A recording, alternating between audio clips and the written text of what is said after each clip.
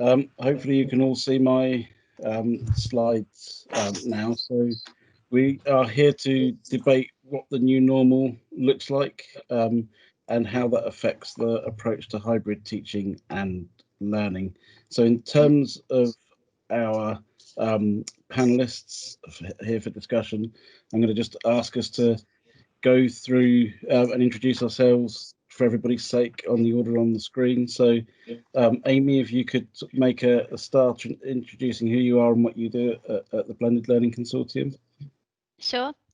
Thanks, David. Hi, everyone. I'm Amy Hollier, and I'm the Head of Blended Learning at the Blended Learning Consortium. Hi, my name is Ty Goddard, and I'm leading on the EdTech Demonstrator project in partnership with LGFL and Sheffield Hallam University.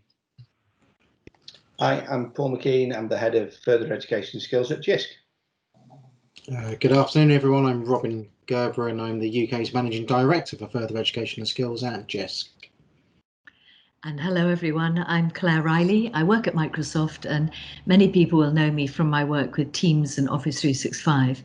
But my focus at the moment is skills. I've switched roles in the last month or two. Hi, everyone. My name is Kelly Edwards. I'm Director of Quality at Harlow College. Lovely to see you all. Hi, I'm Deb Millar. I'm the Group Director at Grimsby Institute in the Tech Partnership, and also an EdTech Demonstrator lead for this project. Hello, I'm Sarah Knight. I'm Head of Data and Digital Capability at Jisc. Thank you, everybody, for that. Have we missed anybody out? Just to check? Yes, Paul McKean. No, I've done my bit, Deb. All right, sorry, I missed that. So, in terms of the format, we're going to go through a series of provocation questions, and then we're going to have a set of questions. They're going to be focusing on these 4 areas. So we've obviously had a busy summer and a settlement from government. Not much has been done in terms of the digital estate. So if you were in their position, what would you have done? Will jobs and courses change post-COVID? Is the hybrid model tougher to deliver than the face-to-face or fully blended model? And how can assessment systems and mutant algorithms, they failed us? How can we radically reform the system to ensure that inequality is not baked into the system in future? So first, I want to just go into what's happened in terms of where we are with our asks of government. So we set out an agenda called the Rebuild agenda, which is a skills-led recovery plan. One could argue that from government we had a jobs-led recovery plan, that the economic statement was really about jobs. We, within the Rebuild plan, we asked for support around retaining young people, both in terms of catch-up and in terms of core funding to help make sure that we supported every young person that needed support.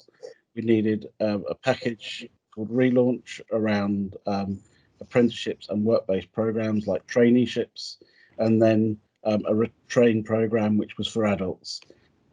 We said that this needed to be underpinned by all of the resources that we needed. So by bringing forward capital funding to help with IT equipment support and building modification in this academic year. And then we said that they needed to review a whole range of funding rate issues and funding rules in order to allow us to success. So what happened? So it just in allocation terms, from a budget perspective, we landed, without including the apprenticeship incentives, £500 million in funding support, 200 million for capital, 96 million for catch-up, 101 for traineeships, and 100 million for 18 to 19-year-olds. Now, there are issues that will affect some of these activities, like, for example, the catch-up funding. We've seen, because of CAGs, many more students coming in with English and maths when we didn't expect them to.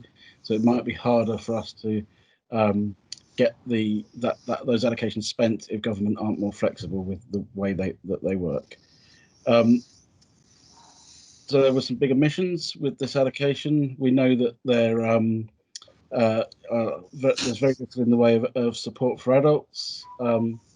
There's new pressures with the removing of the cap. Apprenticeships starts, we think, might be quite low this year, and therefore lots of capacity in the system to deliver, so lots of competition. There's lots of competing elements of the Kickstart programme and traineeships, and there are lots of issues around adult funding and reconciliation. So most of all, though, and why we're here today, is digital. So we had the college collaboration fund announced, where there is some support for content, and we know lots of colleges involved in today's event have been involved in that fund, including the Blended Learning Consortium. And there's some use of capital for backbone infrastructure. But other than that, government have done very little in terms of supporting us from a digital estate. So in terms of questions, the first question that I'd like to start to ask our panel is, what would you have done? What would you have invested in terms of the digital estate if you were in government, and why? How would you have invested in staff, and how would you have attempted to close the digital divide? So I'm going to pick people at random. I think that in terms of the digital divide, I think it's a really big question. So I'm going to start with Sarah Knight from Jisc, and what would you have done if you were in government's position to try and close the digital divide? What would you have implemented? I mean, I think it goes back to what I was just saying in my previous talk around digital equality, and the fact that we need to ensure that learners have got access to devices in order to be able to access their learning first and foremost, and have got support for that. So I know that the work Jisc has been doing, obviously with yourselves, David, to lobby DfE for better support with access to broadband, Wi-Fi, and devices is absolutely key for this. That has to be that minimum there. We have to ensure that we know what our learners have got access to, and if not, how we are then able to support them so that they're all starting on an equitable playing field. Thank you very much. So I'm going to ask the same question to Ty. What would you have done? I'd have pressed my unmute button first. I think that may have been a very good start. It's a wicked question, isn't it? You know, what should we have done? I mean, you could argue that there's been neglect, there's been ambivalence, there's been a lack of vision for both FE and also digital education. I think it's been a very difficult period prior to COVID for people lobbying, for people wanting to communicate what is the EdTech dividend. And I found myself, I mean, I've been around education like many of us for a good while, and I had found it a very frustrating adventure until the 2019 EdTech strategy. And we have to actually acknowledge the fact that that was a small step in saying that A, digital existed, B, it had positive benefits for education, and you needed to start scaffolding. I also felt at times quite jealous in many ways of FE, because it seemed, for all kinds of reasons, you had freedoms to innovate, you had leaderships that understood the EdTech dividend, and I felt it was quite frustrating within the school sector.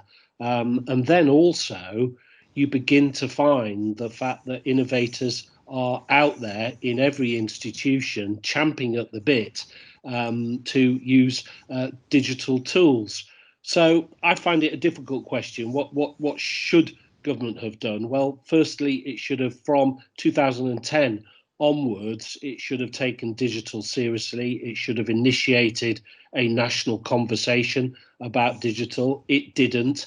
And I think when we were hit in January and February with something that is still a national tragedy, a global tragedy, a lot of the things that we had neglected became starkly obvious, and they were infrastructure, they were access to devices, they were the lack of teacher development, the lack of any modules in teacher training that actually talk about digital, and also we lacked that kind of sense of a national network, a national collaboration network. And I know some of the organisations that are here on this virtual roundtable have done great work, absolutely, Jisc, ETF, and others, but we lacked a kind of national movement for digital learning. And I still think we're missing that. I still think that despite the best efforts of the AOC to try and persuade government of the benefits of further education, I still think we need a broader based alliance for digital. And so obviously what I would have done was invested billions, because obviously I would have been part of the coalition government from 2010, obviously. I would have invested billions in the national infrastructure. I would have invested, year 8 is too late. I would have thought about access to devices as a national movement. And I would also looked over the border at Wales, Scotland and Northern Ireland and said, they're making some really interesting curriculum changes underpinned by the positives of digital. But look, we are where we are. I think the AOC and others have done really great work, as I said, but we've got to keep on the pressure. We've got to keep the advocacy going. We've got to keep articulating in a language that can be understood by ministers that may only be there for a matter of months before that they are somewhere else. We've got to begin to articulate the positives of digital. A long answer to an absolutely wicked question, Dave. So, I mean, it's clearly self-evident that whatever we have all collectively done, AOC included, is just not enough, is it? Short version. And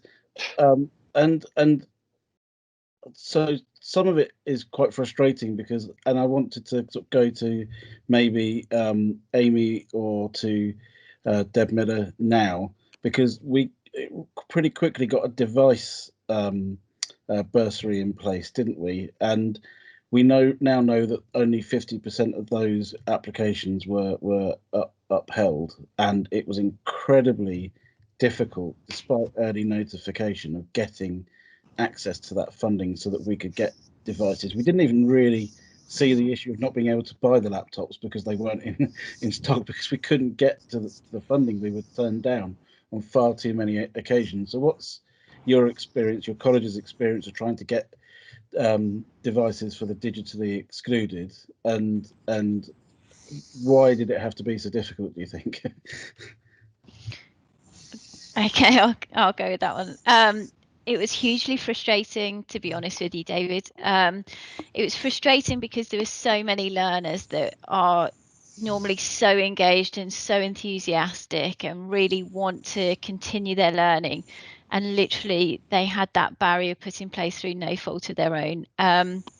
It was clearly seen very early on that there was an issue with access to devices. But I don't even think that it was about the access to the devices. It was a broader problem in the access to connectivity. So, you can give out the devices, but where was that support around connectivity? Those learners that are in more rural locations that really, struggle for any kind of bandwidth, even if they have got broadband.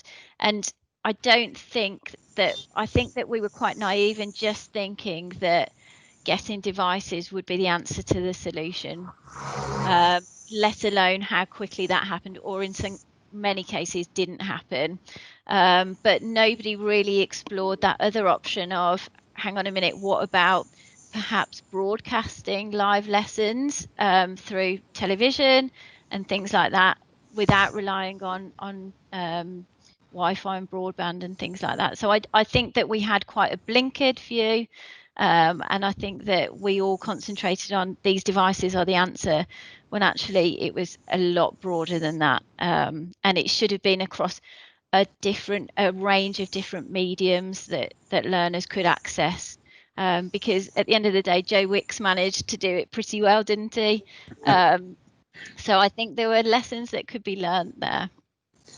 We'll come back to the connectivity bit in a minute to Robin, but just want to hear from Deborah and then Kelly afterwards, if that's okay.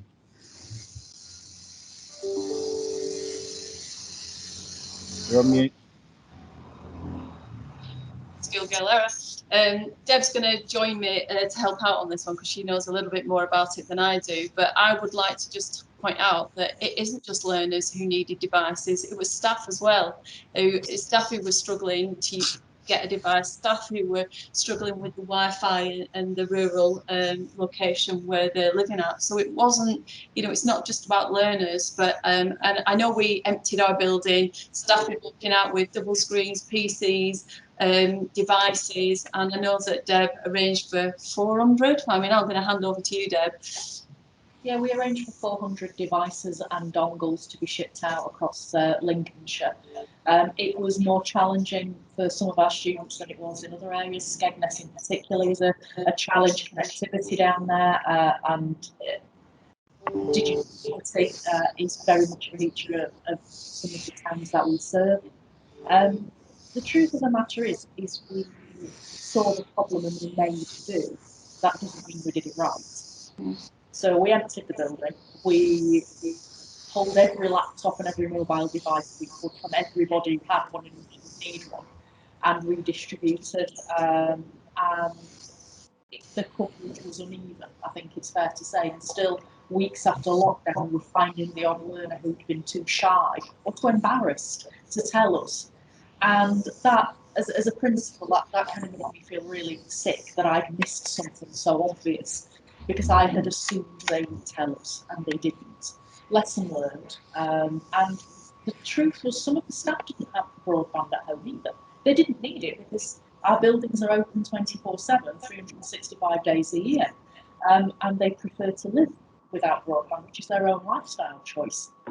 But of course, moving everything then to home was an absolute solid gold nightmare for them. So I would say we did the very best we could. I don't claim that if I could go back, I might do it the same way. I think one of the key things I would change is we'd have more stock in, and we'd have better cascade mechanisms than just relying on mobile devices. We would do other things. We would do other forms of streaming and podcasting, I think.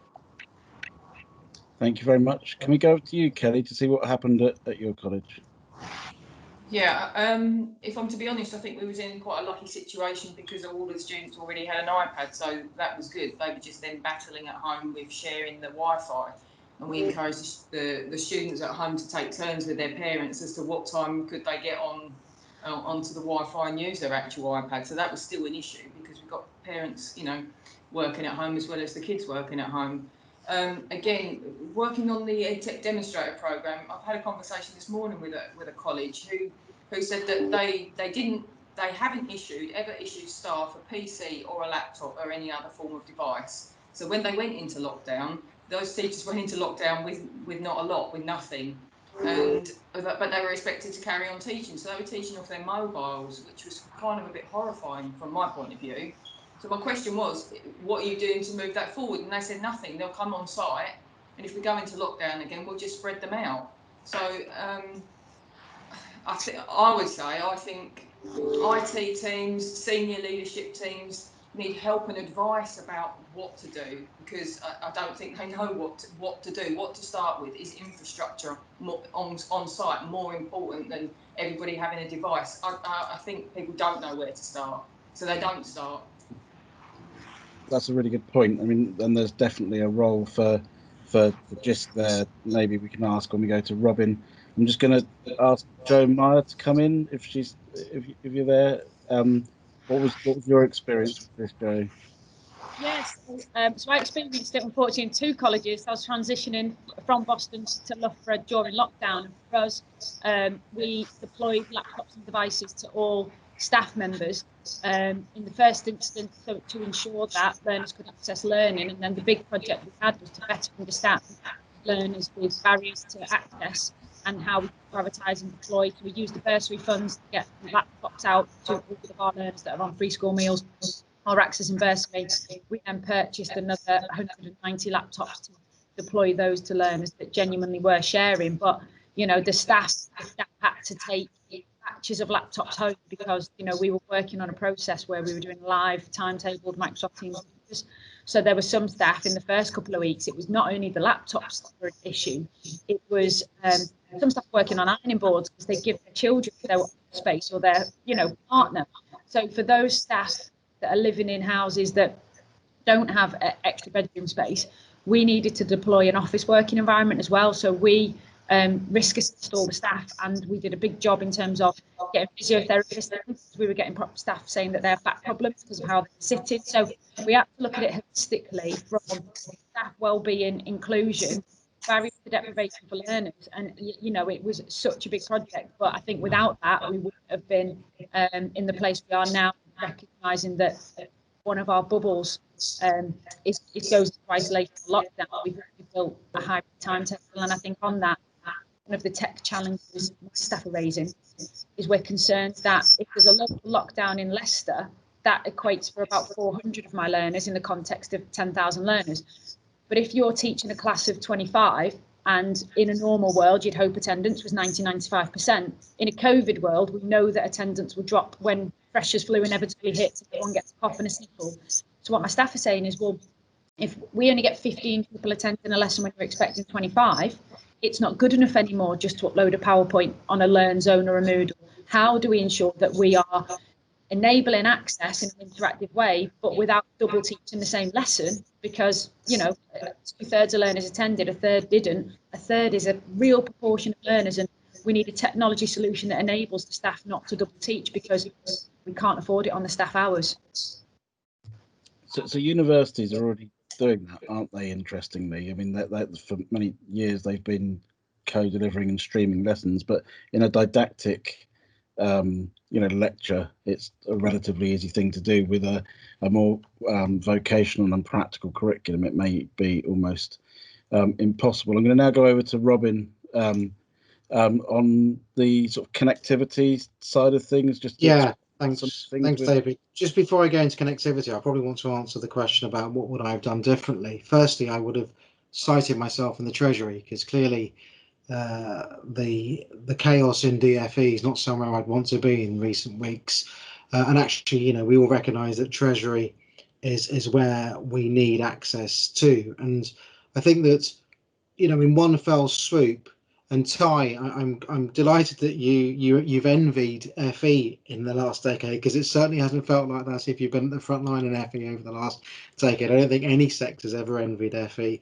But if I was to look at what the government's managed to do in one fell swoop, they have created an even greater chasm, socially engineered, between the haves and have-nots when it comes to digital. And I think that's where I would have started, is the data and digital poverty. I think is one of the greatest travesties that will come out of this current pandemic in terms of learning. And therefore, the capital funding that you're referring to that's been advanced, great infrastructure is in there, but actually, you know, about £40 million would have covered every disadvantaged learner in this country with a device, you know, around 130,000. That's a drop in the ocean when you think about it, based on the AOC stats of data, David, that you secured in terms of those that were accessing bursary funds. So it has to be beyond bursary. The second thing is to look at the situation around content. I think Amy's point is particularly apt. We've got a British broadcasting service, a public service, the BBC and the news currently. That would have been the ideal vehicle through which to distribute learning and content, you know, as it used to with the Open University, but an Open FE type model, in the same way that You look at the Oak Academy was spun up very quickly for teachers to deliver content. Let's not forget the value of 3.2 million that was found overnight for that particular project. And yet we still can't find funding for FE in that context. I think with regards to content, not just the BBC, but the games developers, those that are brilliant at producing high quality resources for the vocational content, the kind of virtual content that's needed for things like construction, engineering, hospitality, that would have supported so many of our apprentices who couldn't get on site but could go into a virtual world with a virtual assessor and still be assessed in those core competency skills, whether it's virtual welding, whether it's serving customers.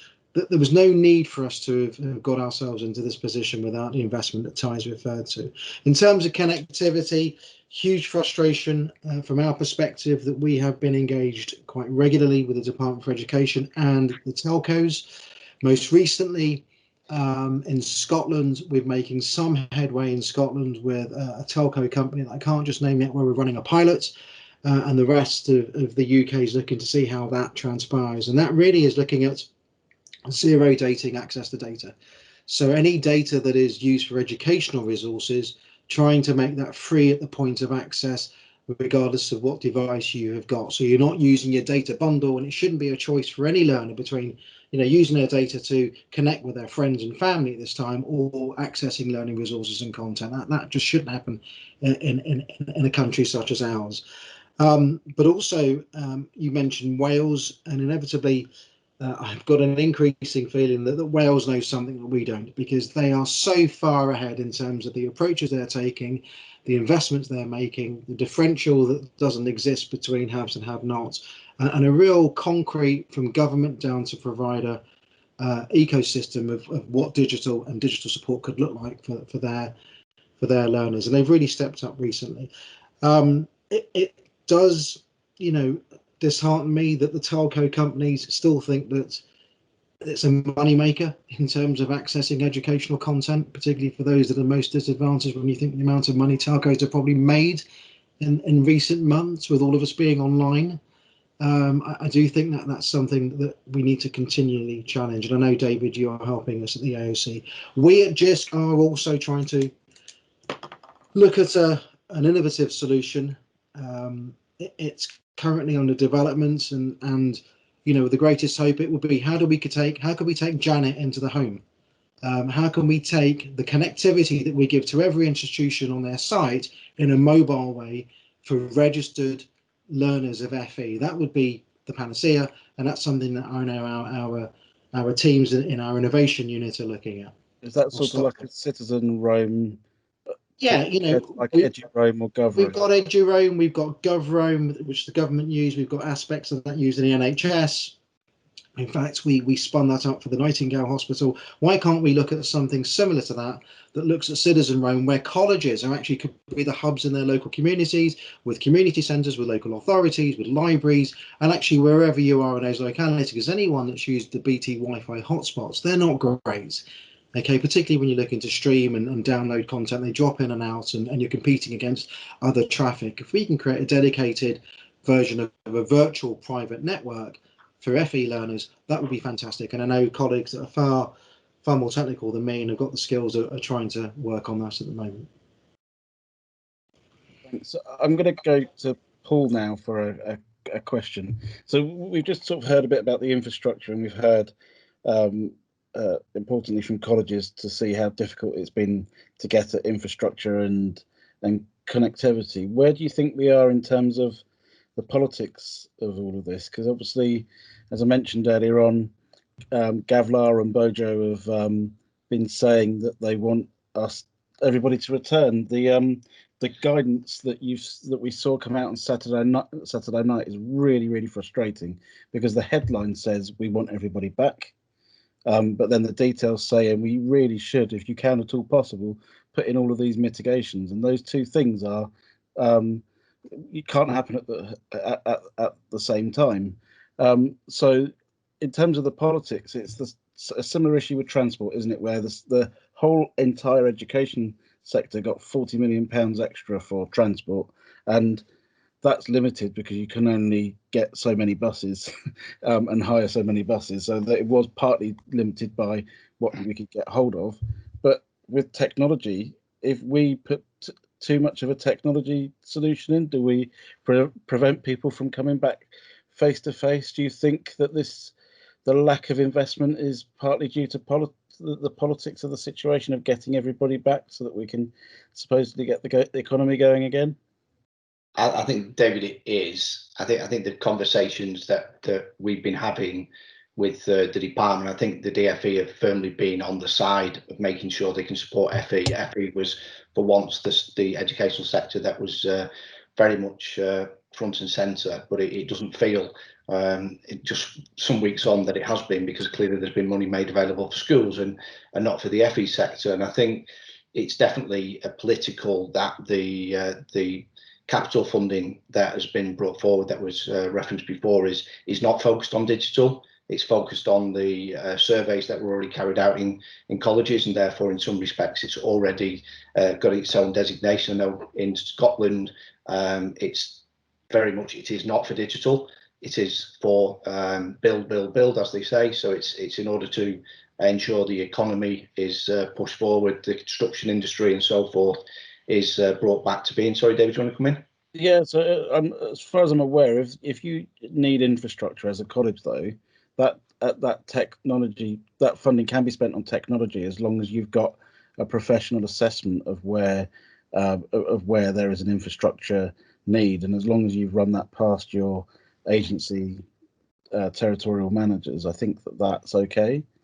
Yeah, I think it is, but again, it's, I suppose, coming from the political side of things, they prefer it to be on the build in the first instance, rather than actually we're in this problem, we've got this issue that we can resolve. And not least, if we talk about not local lockdown, but just going back and getting as many people back in colleges as possible and having social distancing where it's appropriate, you need better internal infrastructure. So having better Wi-Fi, for example, across a wider state. There's lots of colleges that have only got a variety of spaces that have got really good Wi-Fi, because it's only ever needed it before, but now there's opportunity for the spend to be in that space. I think politically it is frustrating. I mean, and not least that actually when this government took office, I think the main focus for Bojo was infrastructure, education and technology. And actually the three areas focus on the areas that they should be investing in now. Well, that's gone back because of the need to get the economy back on its feet. But I think there's a real concern from Jisc perspective that we've got a number of colleges on the call today, and a lot of them are already very, what we may class as immature. So they've already had investment and used funding from the past that have gotten to the place that they're at, and they've been able to respond, as has already been described, not necessarily as effectively as they'd like. There's an awful lot of colleges very much down the other side where they've not had investment for a significant amount of time and won't have the internal infrastructure, never mind the devices. So there is that real problem around the digital device. I think it is a political thing. I think DFE are in favour. I think they want to push this. I think actually the guidance that did come out on Friday, which I ended up reading just after it had been published, does talk about tier 2 and very much the fact that FE is going to go back to remote working. In that case, it's going to have limited face-to-face contact in tier 2, and then actually full remote, apart from vulnerable and learners of children of key workers in tier 3, which means we're definitely going to have experience of more investment in this space if it's not already there. So I think actually it was something that I read positively, that maybe there needs to be funding in this space, and this is their acknowledgement. Because if you're having a local lockdown, I'm in Greater Manchester, I'm suffering the 4th or 5th week of local lockdown. There isn't enough time then to get the devices and the funding available to learners when they're mid learning to enable them to continue to learn as you'd want them to. So that funding needs to come up front. I think in the talking of sort of local lockdowns and then sort of the reopening guidance, I think the two things for me just to say that so clearly a big signal about getting everybody back to full return. And of course, the difference between what we've seen and the reality are going to be different, because lots of people have implemented lots of different systems based on the 15th of July guidance. But two things to look out for is the guidance on planned learning hours is much more flexible than it was before. So we're glad that they've done that, but it doesn't really support asynchronous if you read it. And then in terms of the most important thing is it asks for the majority of learners to be returning to face-to-face, and we have no norm to reference to either to DFE or Ofsted or ESFA or any other agency as to what the majority means. Does it mean 51% of your learners have come back to face-to-face, or does it mean 70 or 80%? So for me, that's the big thing around that guidance and around reopening as of Saturday, according to the department. I'm going to move us on to our next question now. So I'm just going to re-share my slides. So I'm going to move us on to what we are, the second set of questions, which is about what jobs and skills look like post COVID, so hard and soft skills. So we've taken some jobs posting data, and as we expected, we've seen a rapid fall and then a slow recovery. But what does this mean in terms of industries and localities? Well, health and social work is the only sector that's really back to normal, but food services are starting to recover, but from a very high starting position, and obviously other service industries are starting to really suffer as well. So we know that the effect across industries is very uneven. And then regionally, if you look at Grimsby's region on the right there, you can see that it's not been a bad recovery compared to, say, London, where there is a serious difference to make up. So it's affected things very unevenly, and obviously the Scottish decline was one of the deepest as well. So how can we build back better is the point. So will the nature of work change post-COVID? If so, how? How can we build back better? Does technology allow us to level up across regions and industries? Is it really the great liberator? What can colleges and government and think tanks do to help us prepare for the turbulent short term? And how can technology, in terms of resilience and mental health, help? So I'm going to go over to Clare from Microsoft to get her perspective on this one, both sort of personally and from a corporate perspective, please.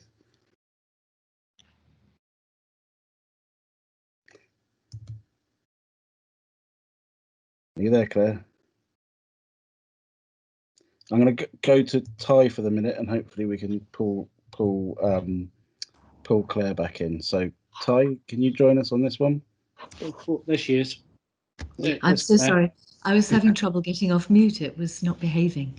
I wonder whether we're going to have problems with students coming off mute when they're physically there and face to face. Right?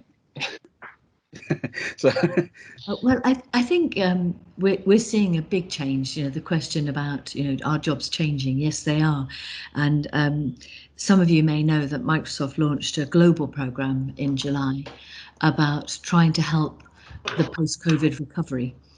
And we've built it in 3 phases. So the first phase is about people who've lost their jobs and job seekers. How do we get them back into a job? The second phase is for students particularly, and that'll come out in about October. And the third phase is really interesting because it's for companies who are seeing people come back into work and finding that their job has become more digital than it was when they left. So they need to be upskilled to handle that. And we've pulled together resources from across Microsoft, LinkedIn, GitHub, all that kind of thing, done a bit of analysis and research on what are the most in-demand jobs and most in-demand skills.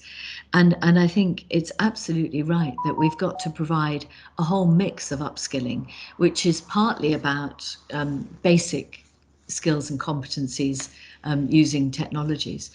But it's also about managing a sense of overwhelm. A lot of people, students, people who've lost their jobs are just feeling kind of thwarted by the current situation, and their well-being is really suffering. So finding a way of supporting them in their outlook and in their ability to manage complex and fast-changing situations. You know, the situation for somebody who is a class of 2020 student leaving in the summer, it looked one way in July, it looks a different way now, and it'll look something different in November. And so helping them cope with all of those transitions and changes is super important. And many of us, you know, companies, colleges, government, many of us have experiences that we can contribute. And I think the big issue is trying to figure out how to make sure that the help reaches everybody. It's one of the questions that we were talking about earlier, and Ty spoke so well about, you know, everyone having a device. That's part of the issue, but I think another part of the issue is everybody having good access to the cloud and everyone having good Wi-Fi. And certainly if you look at the experiences we've had amongst the colleges and universities that we work with as we went through COVID, and we've done a lot of work with them through COVID. We've done a lot of webinars and personal support in different colleges and situations. And there's a really big difference between the people who are at the two different ends of the spectrum that Ty was describing, the ones who are either largely in the cloud already and have the skills to manage that, or the ones who haven't yet sort of started the big migration, and so have a much more difficult challenge in trying to deliver equity and opportunity. Our boss, our big boss, Satya Nadella in Seattle, has been saying that we've seen 2 years worth of progress in 2 months. And there's been so much change, it's been so rapid, and trying to make sure that that's supported with the right training that supports people in the right way, because that's that lovely expression, isn't it? Talent is everywhere, but opportunity is not. And it's our job to make sure that actually talent is everywhere and opportunity is also everywhere. And once you've got the cloud, once you've got that kind of basic cloud-based infrastructure, some of the other things that we were talking about now, the data mining and the kind of all of the analytics which help you understand what's going on, the personalization of the learning experience, the well-being support, and all of those things can happen in a much more personalized way. So I see skills is huge. It's really important. I think Microsoft isn't alone. I know other companies have done similar things and are putting out things which can be helpful. Students would prefer to be self-help with skills from a third party like Microsoft than be without. And so sometimes, you know, if colleges and universities can help their students by saying, this is what we can do for you, but there's other stuff out there too, you know, look for this, look at that. And the students can become more self-managed in that respect because they're able to do that. They're really, really good at it. And so my thought is we're all in this together. There are brilliant programs that I've seen across colleges and universities, and some of them take your breath away because they're so thoughtful. I was very struck by a college recently that recognised that students coming out of school and starting college in the autumn might well drop out over the summer. And that's a very wobbly time, isn't it? And so what they did was they issued all of their college email addresses and set them up in teams and got them going right from leaving school in June, July. And that made such a difference to somebody's sense of belonging and the sense of purpose and the sense of keeping their ambitions alive until they get back into the teaching and learning situation with everyone in the autumn. And I think those sorts of clever things are really, really important alongside the much more traditional skills that we're all familiar with, and we know where they are and how to help people reach those. I think it's more subtle things that we need to be able to do. Thank you very much. That was really comprehensive, and I will remember what you said. That I when I talked to David Hughes in my PDR later, that I've basically done 2 years worth of work in the past few months, and that I need to have that time off back in lieu. So I'm going to thank you for that, Claire. I'm going to move the same question to Ty and then Amy, please. Which one of your questions? How will the nature of work change? How can we build back better across regions and industries? And how can think tanks help us? Oh golly, depends which think tank you're talking about. Obviously, yeah. I look at those graphs, and it is as devastating as we think, and the nature of the hit, we all know, is going to be profound to the fabric, to the culture, to what work can mean in future for people. I think there's going to be a flight, as we all know, from offices. There might be some positives in terms of people commuting less, working from home more, but I think if you wanted to have the step change, then you would look at FE as your economic lung. You would want FE to have far more funding, far more ability to retrain, far more ability to do some of the powerful community level work that only FE can do, some of the adult retraining that only FE can do. We've seen what private providers are able to do and are not able to do, but FE is your economic lung. It is the way that we will fight back in a proper sense. I hope that from the DFE, and don't forget, we had the Department for Education pre-Easter. Let's just take ourselves back to how they were behaving pre-Easter. It was very snail pace. Yeah, and Robin wants to be situated in the Treasury, and I can understand that, obviously. But you might not want to be in the Treasury in a month's time as the furlough scheme is ending, because I think some of the pressures that that we've not seen around the Treasury will begin to be seen economically. I think the DFE under new leadership is going to be a different kind of body. We've got a new permanent secretary. What will she bring in terms of her acting role? Certainly, what you've got, and that includes the EdTech Demonstrator, is you've got and the access to the cloud. Either that marvelous offer of either Google or Microsoft. There are other providers available, as we keep saying, but we are still trying to reach thousands of schools that don't have decent cloud platforms. We've still got a devices program, and all of this stems from the 2019 EdTech strategy, because all of these things were signalled. That's why strategy, that's why government is important. They may have been slow in reacting pre-Easter, but certainly after Easter, you've got to give some credit where some credit is due. We did get action.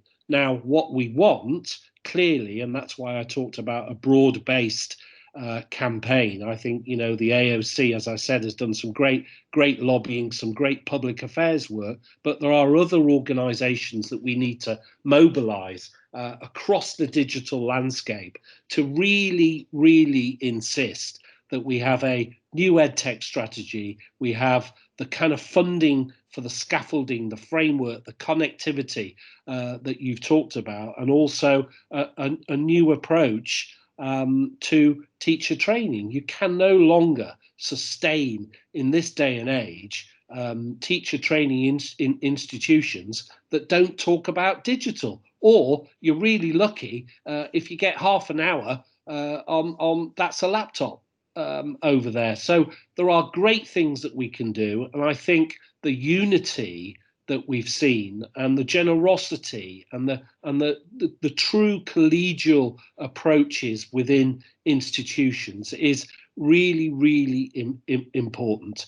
And now what people like Amy, what others are doing, that, you know, I've just seen some videos that bowled me over, by the way, about blended learning that came from the heart of Worcester College. And I think teachers, educators in schools, if they could see some of the benefits, if we could articulate the EdTech dividend, as I said earlier, in language that is understood, in non-ideological language, I think it's become to be really obvious. Who's our leader for this digital adventure, for this digital next part of the journey? I don't know. I think it's been really difficult to find that kind of political ownership in government. Maybe it's going to be the next Secretary of State for Education. Who knows? But I think what we've got to do is carry on extolling the virtues of what FE can do when it does it well. And that is about local expertise, that economic lung that I spoke about, but also the role of organisations like Clare's is really important as well. And I think just on, you've mentioned sort of the collaborative approaches. So yeah, obviously you've got the EdTech School and College Demonstrator program. I mean, before in the first round, and you'll know how grumpy I got in those meetings about there only being one college, which was Basingstoke. You've now got the second round of colleges, and with many more colleges as demonstrators. So how can we support them to make sure that they are, and how can we support them and the sector to make as much use of that initiative as possible? And then we can go to Amy just to hear what she thinks that she needs from the sector to support the Blended Learning Consortium. I mean, you were right. You were right to be grumpy. You've also probably forgotten Darlington. Don't forget, Darlington were there was two. There was the grand old figure of two colleges in a national EdTech demonstrator project. Out by 50%, sorry. Yeah, no, you're right. I'll let you off. But you know, you were right to be grumpy, and now we've got the grand total of something like 11 FE colleges. What is good about it, and we've got to keep focused on the positives. Yeah, if we get into this kind of narrative of constant negatives, I think that is undermines our case. What it shows is that peer-to-peer support is the only way that this is going to be, I think, a positive change. You've got, as Kelly has alluded to, you would not believe the range of queries. Often it is about taking that first step that Kelly talked about starting. Often it's about highly technical issues that only people that have done this and made all the mistakes that you could in the whole world tell you about. But what we're attempting, I think, is impressive, but also on the other hand is quite impossible, because you've got digitally rich institutions that are trying to mentor other institutions to do what they've done in a matter of weeks, that they've done over 4 to 5 years, and it's often really, really frustrating.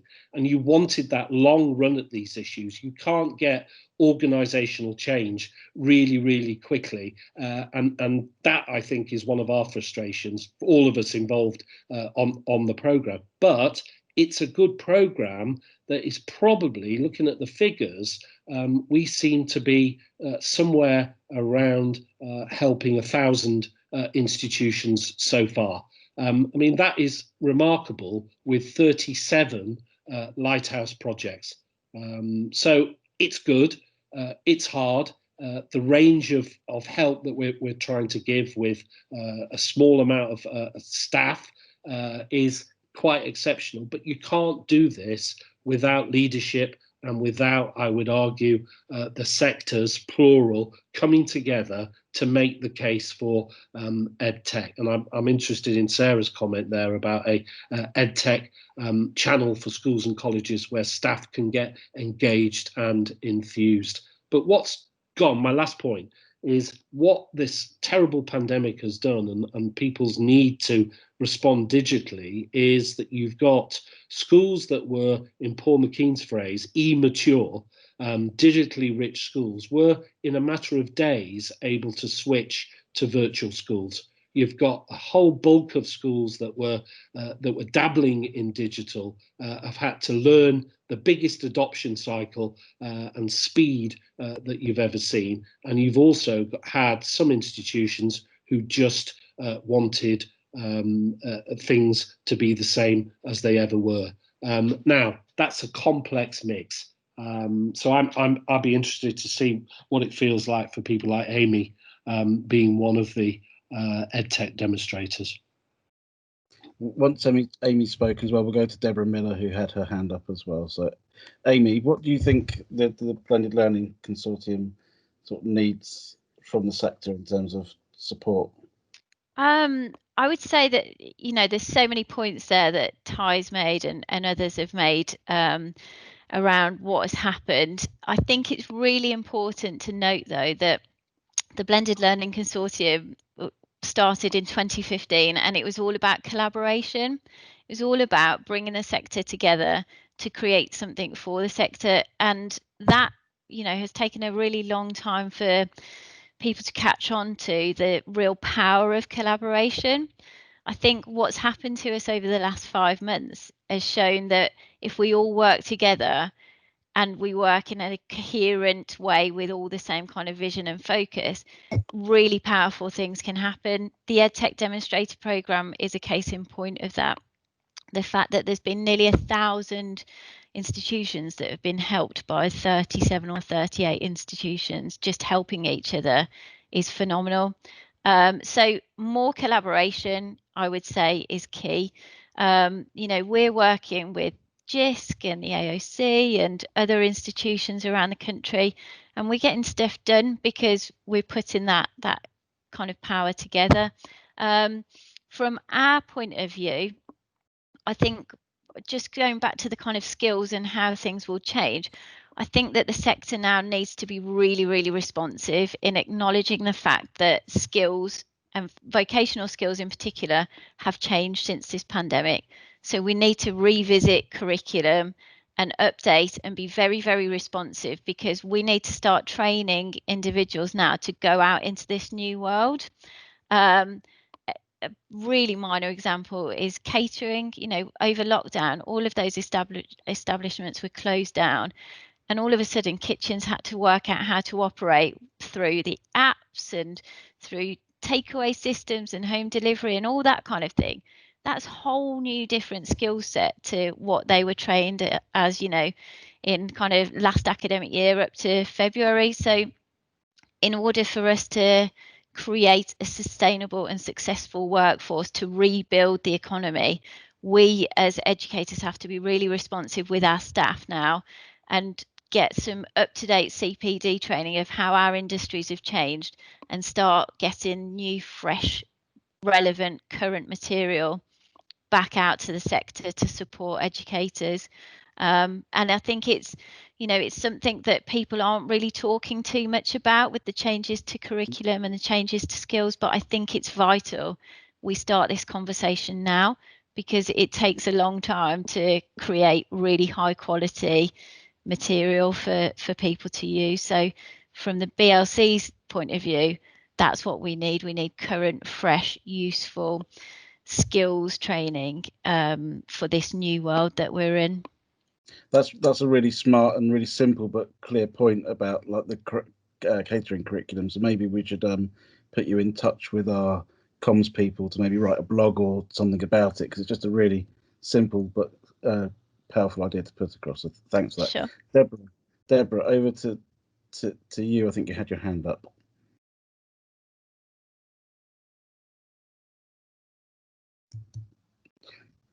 Deborah Millar. You still there, Deborah? Every time. Okay.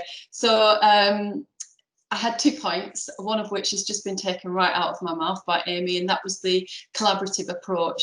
And I think you can see today with the range of people from the organisations that we're looking at, you've all come together to help me, and we always do that, and that's where we get wins. So I'll just put the collaborative side a bit to one side. The other point was Ty bringing up the EdTech Demonstrator project. Brilliant, absolutely brilliant. It's what we've wanted for years. But I've been doing this for a long time. We've all been doing this for a long time. The college that I work at have been moving towards digital for 4 or 5 years. And as Ty pointed out, we've got 8 months to transform 244 colleges between us, and I don't know how many thousand schools. You know, I want to, going right back to the first question about what would you have done? And what would you have said to the government? You know, the CCF project, the EdTech Demonstrator, brilliant. But 8 months, the 31st of March 2021 is ingrained in my head, because every single one of my 9 or I don't know, 7 or 8, 9 projects are going to end on that day. And what is going to happen after that? You know, we can't do this. No matter how good the teams that we work with and how much our collaborative expertise and our willingness and commitment to support staff, to get the infrastructure, to enable our learners to be empowered, we can't do it in 8 months. And the teachers that will be watching this will be thinking, well, what difference does all this make to me? I mean, we're all talking about strategic approaches, but they're thinking, yeah, but I just want to teach my stuff. And if the infrastructure doesn't work, what's the point of them trying? I mean, I'm going all over the place now, but I think I'm just like letting it all out. But you know where I'm coming. It was just the collaborative approach is brilliant. The funding comes to an end. What's going to happen after that? That's where I'm coming from. Is that on mute? No, I dropped out for a second there actually, so I didn't hear half of what you had to, all of the inspirational stuff that you had to say. So, no, I was just ranting, David. I was just ranting. Yeah. Would you like to come in, Paul? Would you like to come in, Paul McKean, at all? Or? I think there's a key point really is picking up on what Amy said. I mean, it's great that she made the reference to catering, but I don't think it's just catering as a sector that's changed. I think we know that we're in the midst of the 4th industrial revolution. Technology is impacting on lots of workplaces, but as somebody said, I think it was Ty, you know, we moved 2 years in several months. I think that's happened in every industry. So I think we really need to be cognizant of the fact that all of these industries that we are training young people for are going to have changed in one way or another. And a lot of them, not least the sort of work from home principles, are going to be absolutely intrinsic. So I think you talked about sort of soft skills before, David. I think it's really important that we concentrate on them soft skills because they're going to be more important now than ever. So we really do need to not just build into our curriculum, but I think, again, as Ty said, into the initial teacher training curriculum, the need for digital, and to prepare these young people for the kind of ways they're going to work in, regardless of what industry it may be. Clearly, there are some industries where you have to be on site to perform the task, but there's lots of others that can work from home. So I think it's really kind of building on the sort of Jisc mantra of Education 4.0 and recognising that Education 4.0, although we thought it was maybe a 5-10 year vision, is maybe more of a now. You know, it's happened over that 4-month period. The funding needs to follow that, but absolutely intrinsic to it all working is the training and the skills of the staff, because actually without staff being on site here and supporting, I think Deb mentioned you've got some really enthusiastic and very competent staff who find it difficult in a digital space, even in an immature organisation such as Grimsby, because they are brilliant face-to-face practitioners who are the best beauticians, hairdressers, mechanics, whatever it may be, but they're just not confident that they can deliver their learning in that environment of digital, be it hybrid or totally online. So I think there really needs to be recognition that industry and therefore the jobs that we're training these young people for have changed as well as education changing over the 4 months or so since the COVID happened. I think it's important also, you know, we're talking about professionals here who, I'm not on mute, professionals who have studied for years and years and years in their own specialist, then they've trained up as teachers, then they're in the classroom and they're brilliant teachers. And then, you know, 20, 25 years ago, this digital stuff started coming in, and some are on that journey, and even those that, like myself, who've been on that journey for a while, I still stumble, I still fall, and it's a terrifying place.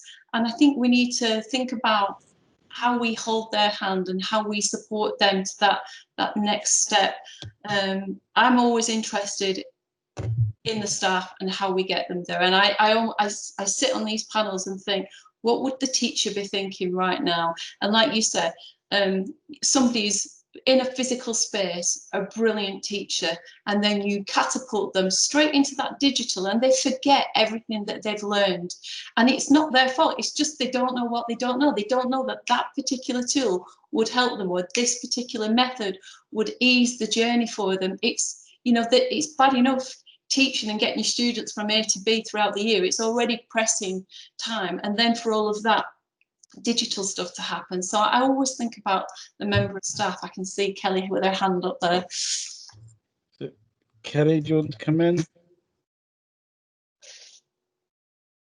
Yeah, I totally agree with what Deb said. You know, our teachers are experts in learning, teaching and assessment, and then we throw technology at them and expect them instantly to be experts at that as well, and they're not going to be. And if so, I think Deb, Amy, myself, we're examples of places where we have been on a long journey and we have been able to support those staff to become better at using technology. But I feel so sorry for the colleges at the other end of the extreme who are literally saying, well, Kel, as of September, I need to be using Teams. All of my staff need to be using Teams, but they don't even know how to log on to the computer yet. I think we've got to, I know we can't, but I think to a certain extent we've got to slow down a little bit because we're just scaring people off. So, for example, if infrastructure's not in place and somebody dares to be brave and experiment in their class and that technology crashes, they won't do it again because they'll be frightened of making themselves look not the expert. So we have to get certain things in place very, very quickly. And then I'm passionate about the fact we've got to keep things as simple as possible. People don't need to run. If they can use one piece of technology, one digital tool effectively, that can transform the lesson for the students. They don't know anything else anyway. Then most students aren't coming from schools where technology was fully embedded. They're coming from nothing. So anything is better than nothing. So I think we need to take small steps. I've got to say one more thing, sorry. I think we also need to allow our staff to experiment. So I'm horrified that Ofsted potentially are going to be coming in as of whenever, watching what our staff are desperately trying to do their best job. That's too soon as far as I'm concerned. I think we need to give our staff the chance to experiment, the chance to collaborate, and then we've got to share all of that and celebrate all of that. And that's we spoke about changing, what things are going to change. We've got to change the way we approach this. Sorry, I stopped talking. Sarah, did you want to come in? I did, thank you. I think those points that Kelly has just raised and are absolutely crucial. I think all our evidence to date from our digital student experience work has shown that reward and recognition are key motivators for staff. And where we are seeing colleges that are rewarding and recognising their staff, and I'm fully aware that those colleges on the call today have got those schemes in place, that in itself gives staff that confidence to be able to innovate, take risks, try things out, because they know they're in a supportive environment, but they also know they're going to get that recognition and support. So there is something there about needing to engage HR far more, and I know through the work, obviously, David, that you've been doing at AOC, your HR network is a really key network for us to start to get in close links with and make them more aware of how digital needs to be embedded in staff appraisal and supported in that way. But I think obviously the two other points, I think linking on from that, is that leadership is key. You know, and I still go back to, again, you know, thinking of the excellent work, Deborah, I've heard you speak about at Grimsby, the way that you are modelling those behaviours for your staff.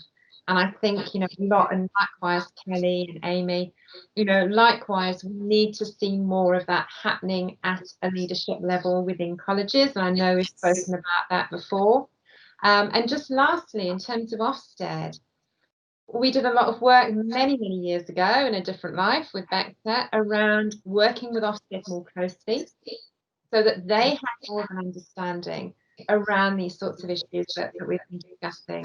And I know through the work again, AOC, ETF, obviously Robin and Paul, you are having those closer links with Ofsted.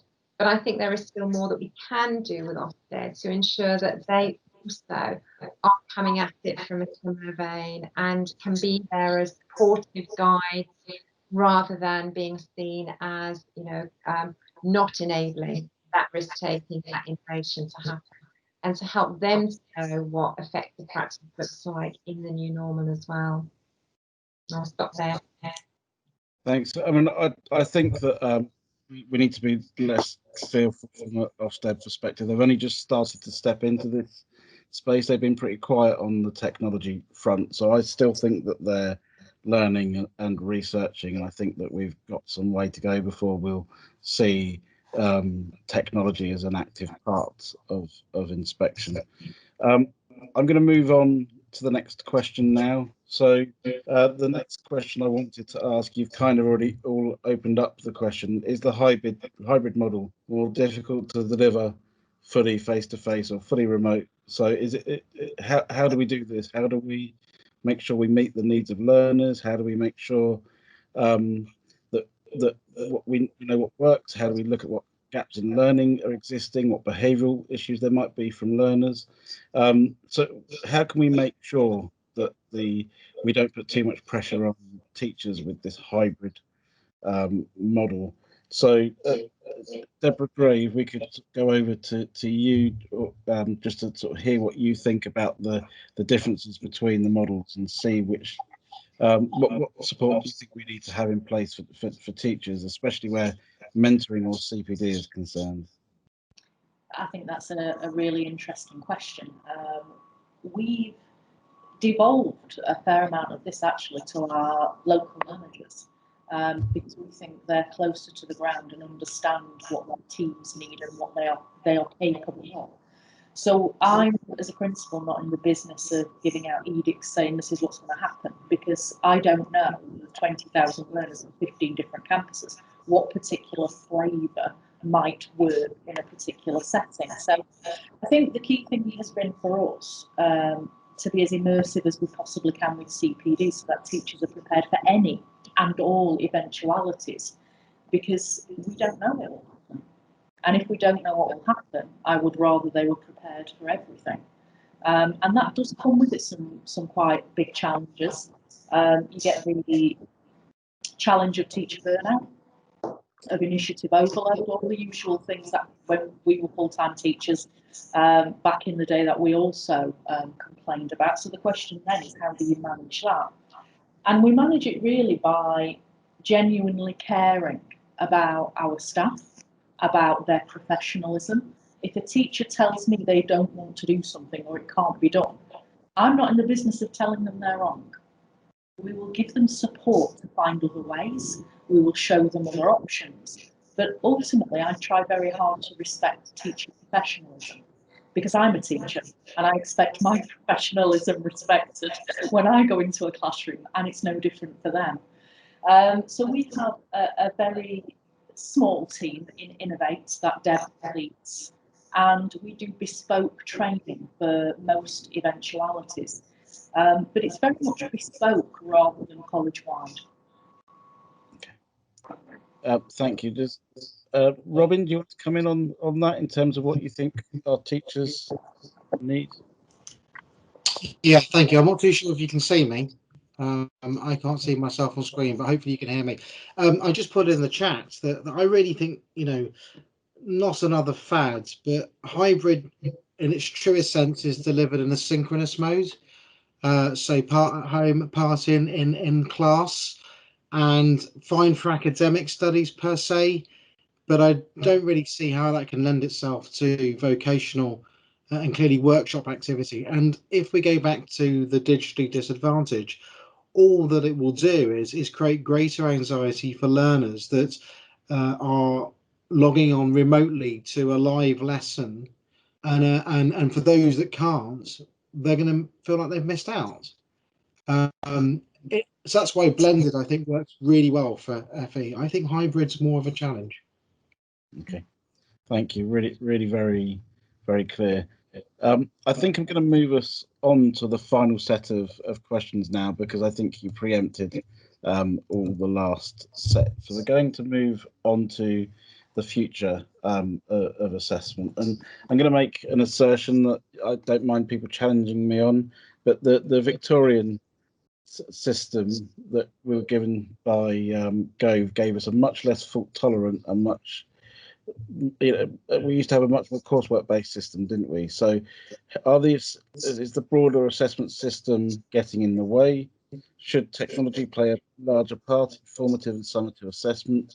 What can we learn from overseas, and how can technology reverse the deep-seated inequalities in our education system and assessment approaches? So Ty, if I can go back to you for the last time on this and see what you have to say, just on the broad system level thinking first. I think we may all be convinced that the present assessment regime, you called it Govian, which I think is fair enough. And I remember various quotes from some of those early white papers about education. I'm quoting now: "Education is the social justice cause of our time."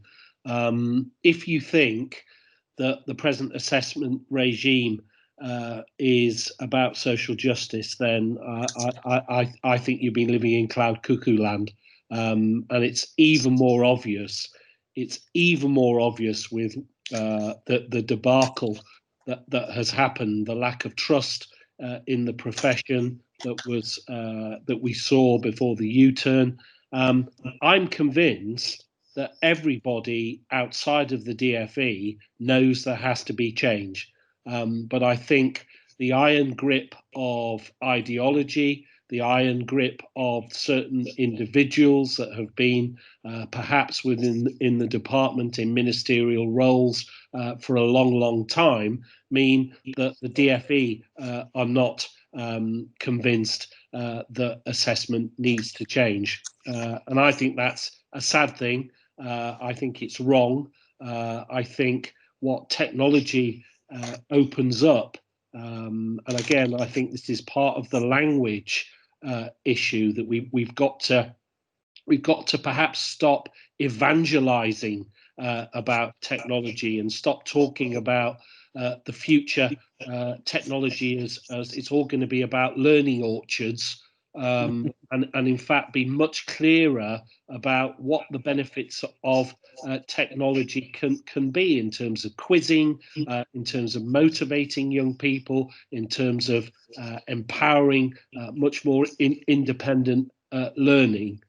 But I think we're convinced, and I think the profession is beginning to be convinced, but I don't think the department is, David. And I think that's where the big issue and the big challenge is.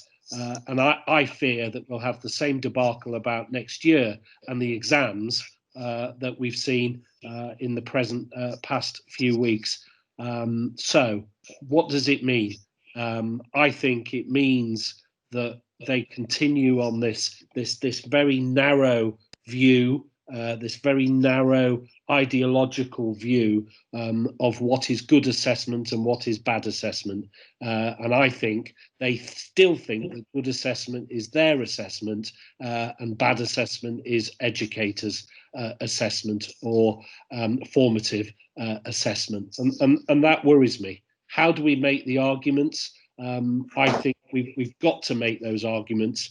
But again, I think it's a very, very difficult wall to breach. I'd be interested in other people's ideas, but it doesn't fill me full of hope, especially being the dad of somebody who's got their GCSEs next year. You know, I'm as worried as I was about thousands of kids this year as I am worried about my own one next year. So, you know, I don't quite know the answers.